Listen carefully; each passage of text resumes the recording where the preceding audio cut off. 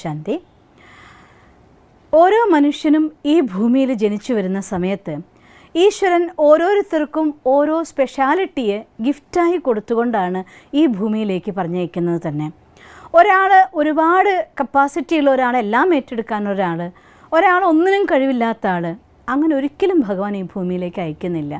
പക്ഷേ എനിക്ക് ഈശ്വരനായി തന്ന വരദാനത്തിന്, എൻ്റെ സ്പെഷ്യലായിരിക്കുന്ന കാലിബറിനെ ഞാൻ എത്രമാത്രം ഡെവലപ്പ് ചെയ്യുന്നു, അതിനെ എങ്ങനെ ഉപയോഗിക്കുന്നു എന്നതിൻ്റെ ആധാരത്തിലാണ് എൻ്റെ ലൈഫിലെ എൻ്റെ വ്യക്തിത്വത്തിൻ്റെ വികസനം സംഭവിക്കുന്നത് തന്നെ. ചെറിയ ഉത്തരവാദിത്തങ്ങൾ എടുക്കാൻ വേണ്ടി ചെറിയ സപ്പോർട്ടും, വലിയ ഉത്തരവാദിത്തങ്ങൾ എടുക്കാൻ വേണ്ടി വലിയ സപ്പോർട്ടും, അത് സ്വാഭാവികമാണ്. അത് ഈ പ്രപഞ്ചത്തിൻ്റെ നിയമം അങ്ങനെ തന്നെയാണ്.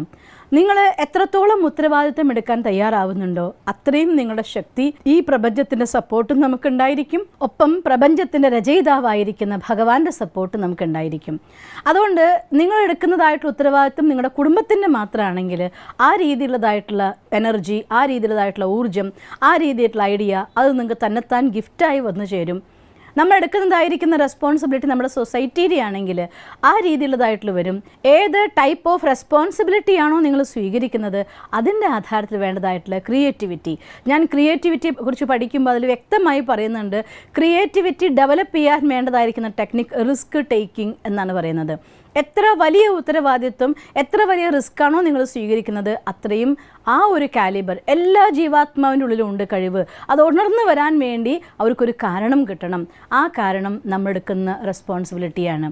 അതുകൊണ്ട് നമ്മുടെ ജീവിതത്തിൽ ഉയർച്ച വേണമെന്നും നമ്മുടെ വ്യക്തിത്വത്തിന് നല്ല രീതിയിൽ വികസിപ്പിക്കണമെന്നും നിങ്ങൾ ആഗ്രഹിക്കുന്നുണ്ട് എങ്കിൽ തീർച്ചയായിട്ടും ഉത്തരവാദിത്തങ്ങൾ എടുക്കാൻ നിങ്ങൾ തയ്യാറാവണം. എവിടെ ഉത്തരവാദിത്വം സ്വീകരിക്കുന്നില്ലയോ അവിടെ നിങ്ങളുടെ ക്രിയേറ്റിവിറ്റി അഥവാ നിങ്ങൾക്കുള്ള ഡെവലപ്മെൻറ്റ് അതവിടെ ബ്ലോക്ക് ആവുകയുള്ളൂ. Responsibility is equal to development എന്നാണ് വാസ്തവികത. അതുപോലെ തന്നെ റെസ്പോൺസിബിലിറ്റി എടുത്ത് മുന്നോട്ട് പോകുമ്പോൾ ഒപ്പത്തിനൊപ്പം മറ്റുള്ളവരുടേതായിട്ടുള്ള വിഷമം എന്താണോ ആ വിഷമത്തെ കാണാനുള്ളതായിട്ടുള്ള സഹാനുഭൂതി അതും നമ്മുടെ പേഴ്സണാലിറ്റീനെ ഡെവലപ്പ് ചെയ്യാനുള്ളതായിട്ടുള്ള ഘടകമാണ്. ഞാൻ എൻ്റെ മാത്രം ഷൂസിൽ നിന്ന് ചിന്തിക്കാതെ മറ്റുള്ളവരുടെ ഷൂസിൽ നിന്നുകൂടി കാര്യം എന്തെന്ന് നമ്മൾ മനസ്സിലാക്കുമ്പോൾ കണ്ടെത്തുമ്പോൾ നമ്മുടെ ഉള്ളിൽ ആ ഡെവലപ്മെൻറ്റ് നമുക്ക് കൊണ്ടുവരാനായിട്ട് സാധിക്കും. അതായത് മറ്റുള്ളവരുടെ വിഷമം എന്തെന്ന് എനിക്ക് അനുഭവിക്കാൻ സാധിക്കുമ്പോൾ മാത്രമാണ് അവരുടെ വിഷമത്തെ എനിക്ക് ഇല്ലാനാക്കാനായിട്ട് സാധിക്കൂ. അതുകൊണ്ട് ഇതും നമ്മുടെ പേഴ്സണാലിറ്റീനെ, വ്യക്തിത്വത്തിനെ വികസിപ്പിക്കാൻ വളരെ വേണ്ടതായിരിക്കുന്ന അത്യാവശ്യമായിരിക്കുന്ന ഒരു ഘടകമാണ്.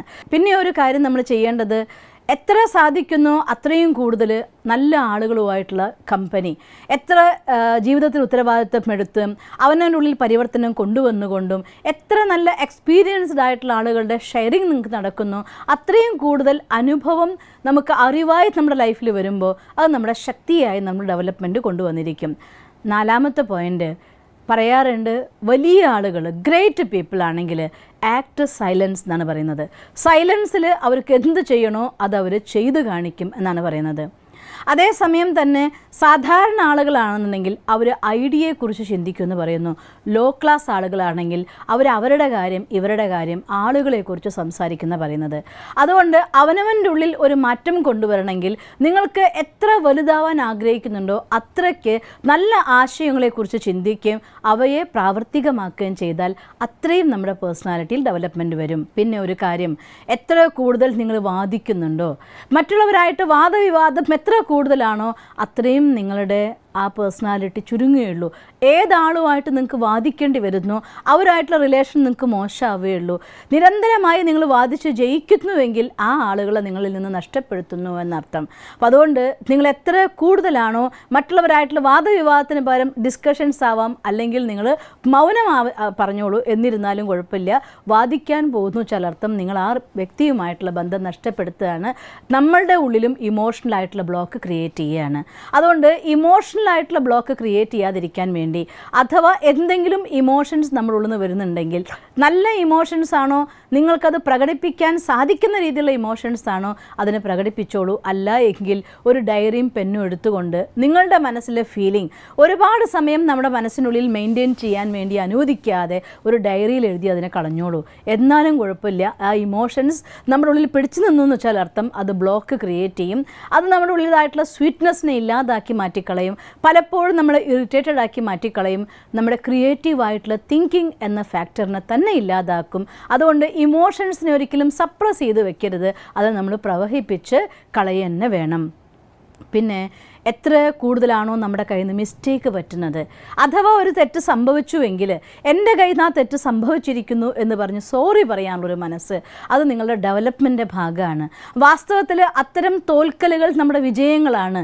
നമ്മൾ വിചാരിക്കുന്നു ഞാൻ ജയിച്ചു എന്നാണ്, പക്ഷേ വാസ്തവത്തിൽ തോറ്റു എന്നാണ്. അതുകൊണ്ട് അത്തരത്തിലായിട്ടുള്ള ഫീലിങ്സിനെ എൻ്റെ കയ്യിൽ നിന്ന് എന്തെങ്കിലും തെറ്റുപറ്റിക്കഴിഞ്ഞാൽ അത് തെറ്റാണ് എന്ന് പറഞ്ഞുകൊണ്ട് സ്വീകരിക്കാനുള്ള മനസ്സ്, അത് നിങ്ങളുടെ വ്യക്തിത്വത്തിൻ്റെ വികസനത്തിന് ഏറ്റവും അത്യാവശ്യമായിട്ടുള്ള ഘടകമാണ്. അപ്പം അതുകൊണ്ട് ഈ 7 കാര്യങ്ങൾ നിങ്ങൾ ശ്രദ്ധിക്കണം. ഒന്നാമത് റെസ്പോൺസിബിലിറ്റി എടുക്കാൻ വേണ്ടി നമ്മൾ തയ്യാറാവണം. രണ്ടാമത് സഹാനുഭൂതിയിലൂടെ മറ്റുള്ളവരുടെ വിഷമത്തെ കാണാൻ തയ്യാറാവണം. ഇമോഷണലായിട്ട് നമുക്ക് എന്തെങ്കിലും ഫീലിങ്സ് ഉണ്ടെങ്കിൽ എക്സ്പ്രസ് ചെയ്യാൻ ഏതെങ്കിലും വഴിയിലൂടെ കളഞ്ഞുകൊണ്ട് ഇമോഷണൽ ബ്ലോക്ക് നമുക്ക് ഇല്ലാതാക്കണം. നല്ല ആളുകളുമായിട്ടുള്ളതായിട്ടുള്ള കമ്പനി നമുക്ക് കീപ്പ് ചെയ്യണം.